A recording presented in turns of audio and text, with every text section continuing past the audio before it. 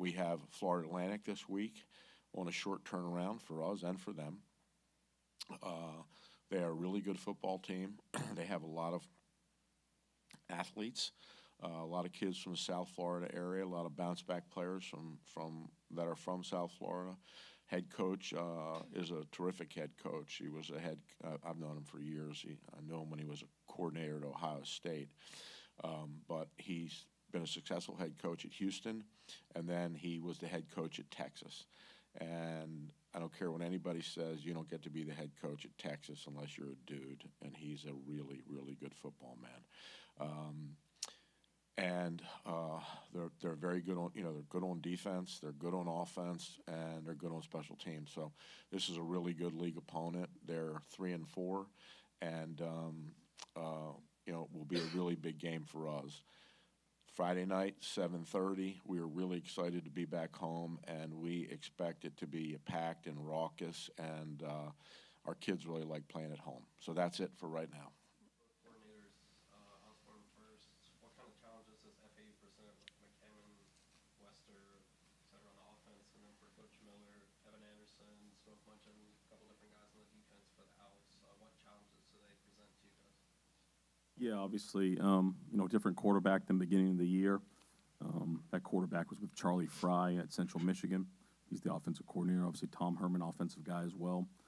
They do a really good job. Obviously, number one's got 66 catches in the year, which is 40 more than the next guy on the team. So they really do a good job of getting him in open space, putting the ball in his hands and letting him be the athlete that he is, Offensive line is good. Probably not the best we've seen, but not the worst we've seen. But it's a good offensive line in this conference, so we'll have to do a really good job in the run game.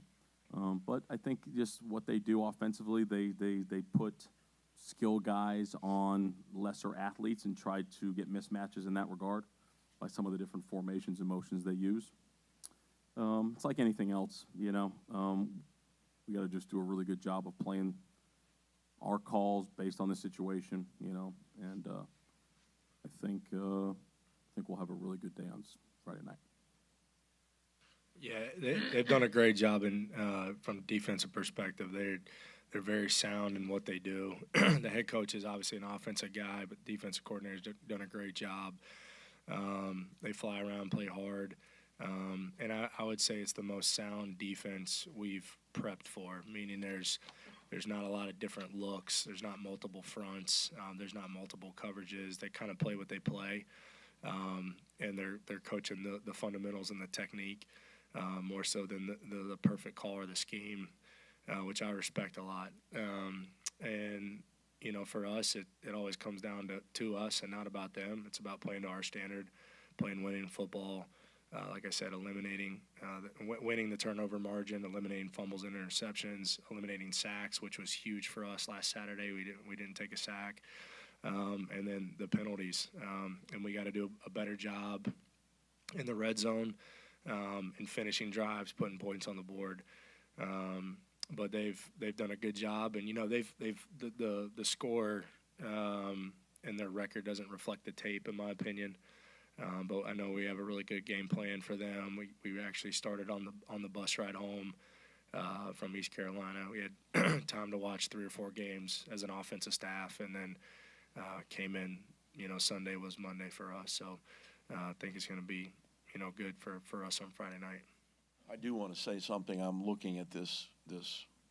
What are these press releases? Game notes. I want to read this. This is really interesting. I do have a lot of respect for Tom Herman.